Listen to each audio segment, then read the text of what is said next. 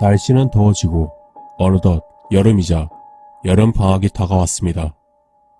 여름방학이 되면 친구들과 여행을 가기 위해 여행 스케줄을 짜곤 하는데요. 이번 이야기는 그 여행과 관련된 무서운 이야기라고 합니다. 그럼 이야기를 시작하겠습니다. 안녕하세요.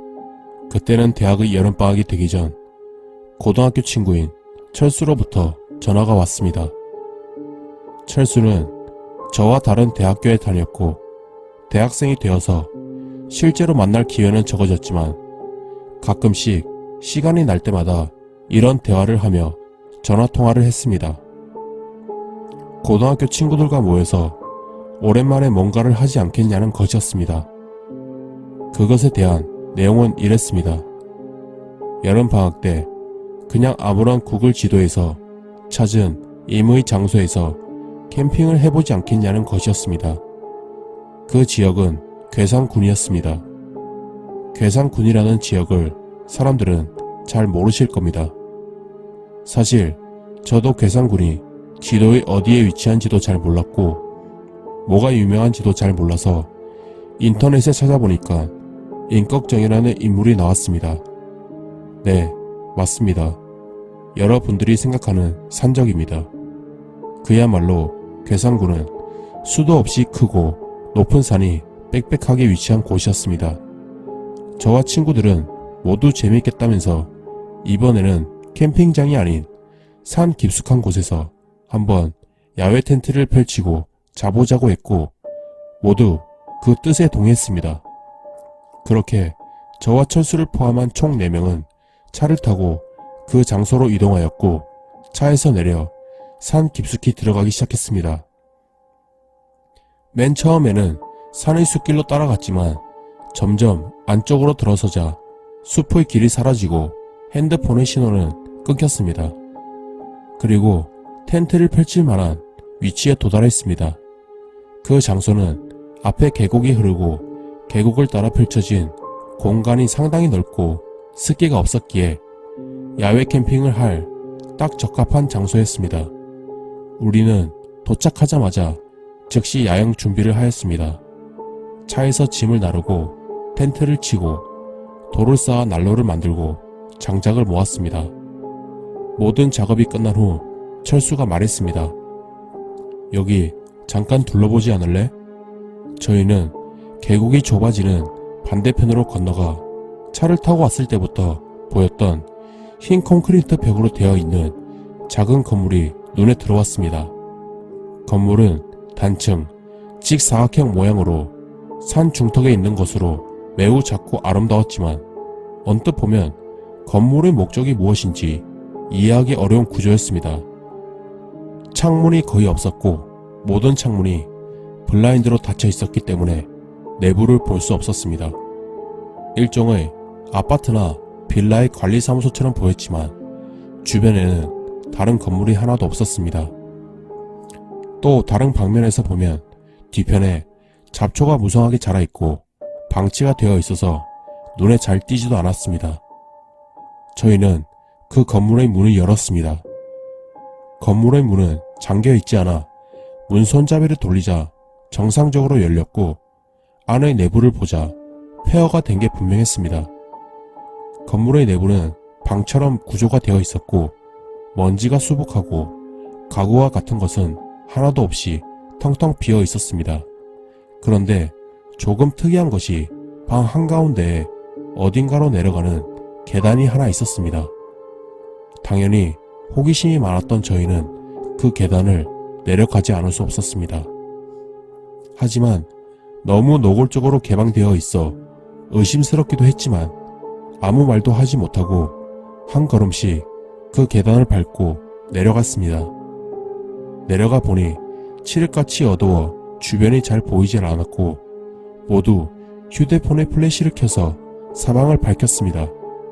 밑에는 위의 방과는 다르게 한가운데 작은 욕조가 하나 있었습니다. 그리고 위에 있는 방과 똑같이 방에는 아무런 각오가 없었습니다. 저희는 그렇게 주변을 둘러본 뒤 다시 계단을 타고 올라갔습니다. 그리고 야행을 하던 장소로 다시 향하는데 옆의 철수가 이런 말을 했습니다. 계단 타고 위층으로 올라갈 때 내가 제일 마지막으로 올라갔는데 분명 누군가가 뒤에서 나를 쳐다보는 느낌이었어. 하지만 분명 내 뒤에는 아무도 없었는데 말이야. 에이, 그냥 기분 탓이겠지. 저희는 야영장에 도착해 저녁을 준비하였고 저희 넷은 모닥불에 둘러앉아 이런저런 얘기를 나누고 있었습니다. 하지만 모닥불을 피우는 사이에도 철수는 자신의 허리를 계속해서 만지기 시작했고 또 고개를 뒤로 돌리며 계속해서 알 수 없는 것에 대해 경계하고 눈치를 살피기 시작했습니다. 그러더니 자신의 티셔츠와 팔의 피부에 코를 대면서 킁킁거리기 시작했습니다. 그런 광경은 처음 보았기에 당황스러웠습니다. 그런데 정말 얼마 지나지 않아 한 차가 헤드라이트를 켜더니 이쪽으로 오는 소리가 들리기 시작했고 철수는 불빛이 있는 쪽으로 냅다 몸을 던지며 뛰기 시작했습니다. 마치 살려달라는 듯이 말입니다. 그래서 저희 세 명도 당황했지만 철수가 뛰어가는 쪽을 향해 달려갈 수밖에 없었습니다. 그런데 희한하게도 저만 그 장소에서 몸이 움직여지질 않는 것이었습니다. 뭔가가 알 수 없는 힘이 저희 양쪽 발목을 부러질 듯 움켜쥐고 있는 느낌이었고 저는 옴짝달싹하지 못하고 그 모닥불에서 발버둥을 치고 있었습니다. 한참 뒤 한 스님이 이쪽으로 불경을 읽으며 걸어오고 있었습니다. 그리고 그제서야 몸이 움직일 수 있었습니다. 스님은 상당히 나이가 많아 보이셨고 저에게 말을 걸어왔습니다. 젊은 사람이 여기서 뭐하고 계시는 겁니까? 친구들이랑 캠핑하러 왔는데 죄송합니다. 여기가 캠핑을 해서는 안 되는 장소인지 몰랐습니다. 그것이 아니면 무엇을 말씀하시는 건가요?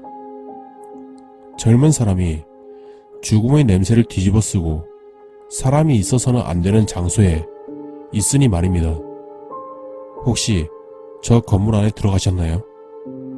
스님은 그렇게 말을 하고 저와 친구들이 아침에 다녀왔던 폐 건물 쪽 방향을 손으로 가리키셨고 저는 맞다면서 고개를 끄덕인 후 스님에게 모든 것을 말씀드렸습니다. 그리고 스님은 그 건물에 대해 말씀해 주셨습니다. 저 건물에 아래 작은 욕조가 있지 않던가요? 정말 특이하게 그것도 산 중에 건물 하나, 사람 하나 없는데 말이죠. 네, 맞습니다. 그 폐건물은 전쟁 당시에 포로들을 잡아 고문을 하였던 장소입니다. 1층은 포로들을 가두는 곳이었고 계단을 타고 내려가는 지하에서는 욕조에 물을 담궈 그 포로들을 물 고문했던 장소란 말입니다. 풀숲에 가려져 있기도 하고 여기는 통신도 잘 안되기에 사람의 인적이 오랫동안 끊겼던 곳인데 거기에 들어가서 살아있는 사람의 냄새를 풍겼으니 그 곳을 떠나지 않고 원한을 품은 원원들이 가만히 있겠습니까? 그 말을 듣고 저는 철수의 행동과 그리고 도망치려 해도 발을 움직이지 못했던 이유를 알았습니다. 그리고 저희 모두는 그 냄새를 없애야 한다는 스님의 말에 가지고 있던 장비와 옷을 모두 불태워버리고 스님의 승려복을 갈아입고 스님이 지내시는 사찰에 들어가 향을 피우며 정말 간절하게 절을 하며 제발 무사하게 이 산에서 나갈 수 있게 해달라며 기도를 하고 또 기도했습니다. 그렇게 3일의 밤을 지낸 뒤 스님은 고개를 끄덕이며 이제 산에서 내려가도 된다고 말씀하셨고, 저와 친구들은 그렇게 산에서 내려와 집으로 돌아갈 수 있었습니다. 정말 그때 스님이 나타나지 않았더라면 모닥불을 피우며 벌벌 떨었던 우리는 무사히 집으로 돌아올 수 있었을까요? 혹시라도 이번에 여행을 하시는 분들은 폐 건물이나 사람이 인적이 드문 곳은 그만한 이유가 있다고 생각하며 되도록 피하시길 바랍니다. 그럼 이야기를 마치겠습니다.